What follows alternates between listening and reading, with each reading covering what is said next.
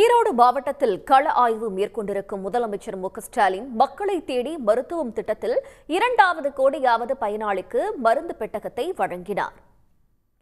அரசு திட்ட பணிகளின் நிலை குறித்த கள ஆய்வை அந்தந்த மாவட்டங்களுக்கு நேரில் சென்று ஆய்வு செய்து வரும் முதலமைச்சர் மு.க.ஸ்டாலின் இன்றும் நாளையும் ஈரோடு மாவட்டத்தில் ஆய்வு மேற்கொள்கிறார்.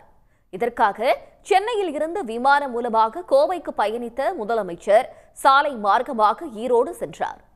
மாவட்ட எல்லையான விஜயமங்கலம் சுங்கச்சாவடி அருகே ஏராளமான மக்கள் வழிநெடுகிலும் திரண்டு முதலமைச்சருக்கு உற்சாக வரவேற்பு அளித்தனர். இதையடுத்து காரை விட்டு இறங்கிய முதலமைச்சர் மு.க.ஸ்டாலின் பொதுமக்களுடன் கைகுலுக்கி மகிழ்ச்சி தெரிவித்தார்.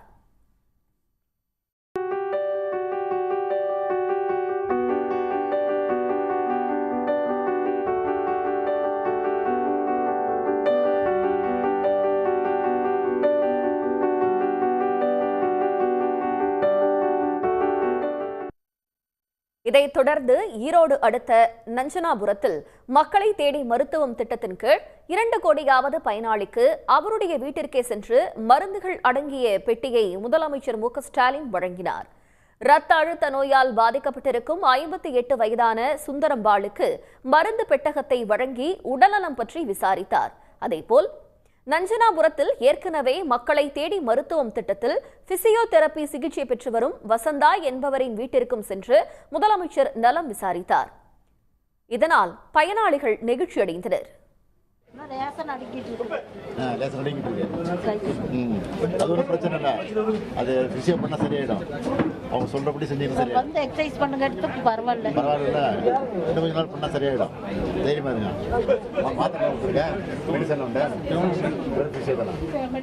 ரெண்டு 3 மாதமாக தான் தெரியும் இங்கே சக்கரை பிரஷர் என்ன இருக்குதுன்னு.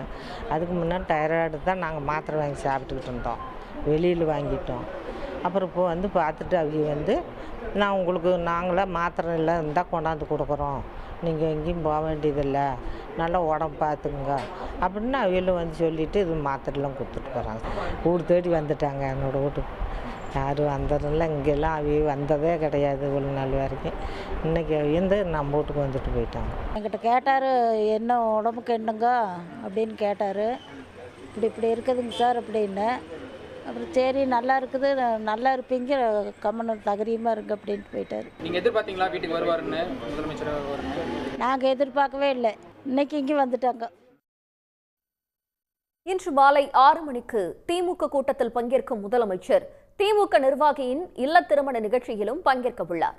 நாளை காலை 10 மணிக்கு ஈரோடு அடுத்த சோலார் புதிய பேருந்து நிலைய வளாகத்தில் நடக்கும் அரசு விழாவில் முதலமைச்சர் மு.க.ஸ்டாலின் பங்கேற்கிறார். அப்போது மாவட்டத்தில் பல கோடி ரூபாய் மதிப்பிலான புதிய வளர்ச்சி திட்ட பணிகளுக்கு அடிக்கல் நாட்டியும் முடிவுற்ற பணிகளை மக்கள் பயன்பாட்டிற்காக தொடங்கியும் வைக்க உள்ளார்.